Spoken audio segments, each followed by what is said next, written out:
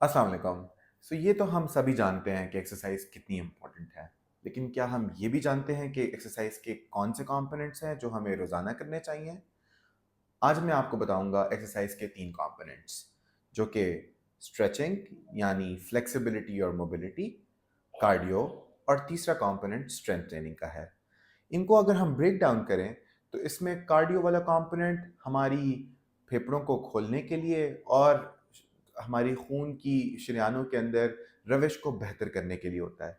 इसकी कुछ example climbing, jumping jacks, high नीज वगैरह वगैरह हो सकती हैं।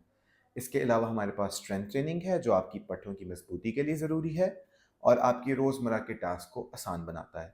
स्ट्रेंथ ट्रेनिंग की एग्जांपल्स में हमारे पास सीटेड वॉल, लेग रेजेस और वॉल पुशअप्स आ जाते हैं।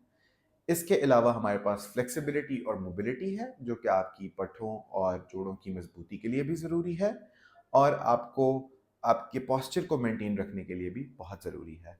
इसमें child pose, knee to chest stretch और हैमस्ट्रिंग स्ट्रेच जैसी कुछ एग्जांपल्स हैं।